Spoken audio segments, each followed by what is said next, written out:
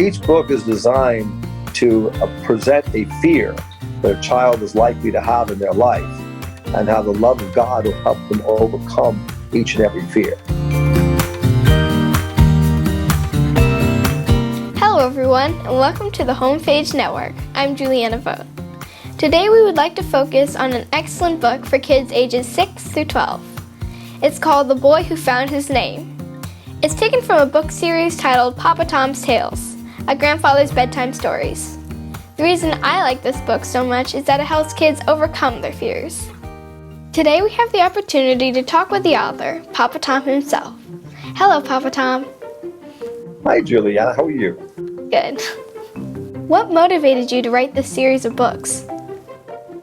Well, I've always thought I would like to be an author, but as I gotten older, I started realizing that I had a really desire to write children's books. Once my children got older and out of college, and I realized I started having grandchildren. So it was a desire to help out my grandchildren. Your first book, The Boy Who's Found His Name, is a story about Luke. When you wrote this book, were you thinking about your grandson Luke? Yes, absolutely. My oldest grandchild is named Luke, and I looked up his name, the meaning of his name. It means light bearer. So I realized that he was going to be the protagonist throughout the whole series of Papa Tom's Tales, which I intend to write 12 books. And I've actually written 6 of them, and the first one is published with all the illustrations in it. Did your grandson understand this before you wrote the book? No, he didn't know I was writing it. He didn't realize I was using it in the book until after I wrote the book, and I told him about it. Actually, what happened was I asked his father to send me pictures of him so that I could send them to the illustrator. And the illustrator already illustrated what he thought Luke would look like before he actually got the picture. And then when he saw the picture of him, he said, "Oh my God, it's exactly like the boy that I painted." So, in the story, Luke meets another young boy and becomes his friend. But it seems at first that the boy has no name. But there really is a deeper meaning to that, isn't there? Yes, the concept behind it was that the boy did not know his name because he didn't have an identity. And that it's reflective of many people who actually have their names, but they don't know who they are. I don't want to give too much of the story away, but the young boy finds his name, and that changes everything. That's right. Most of the book is about how he found his name.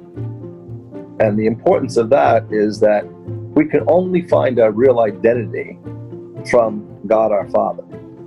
And so the process in the book of a child being very afraid because he doesn't know who he is, he's got lost.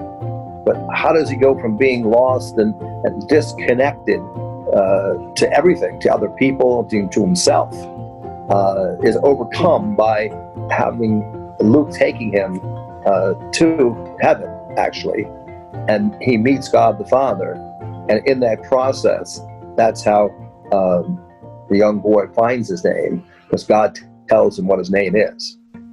The Boy Who Found His Name is the first book, but there are more books on the way, right? Yes. I have written in text 6 books, and there will be a total of 12. The books have come to me by dreams. Most of the time I would dream on a Friday night, and on Saturday I'd wake up and I'd spend 3 or 4 hours on Saturday writing down the dream that I had, which was really in pictures, and then backfilling the story with the dialogue through that process. So each book is designed to present a fear that a child is likely to have in their life, and how the love of God will help them overcome each and every fear. There's some controversial subjects that are actually going to be discussed in the book, like transgender and things like that. So it's a boy who didn't know who he was, and the second one, which will be the transgender one, is about a boy who had mistaken identity and how he was confused. And so God helped him overcome his confusion. And then there are books about a boy who was afraid about being abandoned. And I'm moving to the point where I don't want to make it all about gender-specific boys. There are going to be girls involved as well. But I really want to get off the issue of whether it's a boy or a girl, because I really want to focus on children. And these are all issues that children have. And if a child can overcome the fears that are being presented to them, and they can find a consciousness of how much God loves them, it really prepares them for anything they're going to face in life. Papa Tom, how can moms and dads purchase your books? Well, there's several ways that can be done. I have a publisher named Dorrance Publishing. It's a 100-year-old publisher, started in 1920 in Pittsburgh, Pennsylvania, your home state. And 1920 to 2020, it's 100 years. And they allow me to put my books into bookstores. So the book business has a distribution network. I believe it's Ingram is one of the main distributors, and there's several other ones. And Dorrance allows me to put my book in bookstores, so you can go to bookstores and request it, or you can go to Dorrance Publishing itself, www.dorrancepublishing.com, and you can find it under children's books, as well as they have it available. We have it available on Amazon. And the third way is to go to www.papatomstales.com, and that's my own home website, and you can purchase us off of that as well. Well, thank you so much for being with us today on the Homepage Network. It's my pleasure. I'm honored to be here. I want to encourage kids, especially 6 to 12-year-olds, to ask your parents to help you find this book. Along the way, you may even discover the true meaning of your name. Thanks for watching. I'm Julianna Vogt.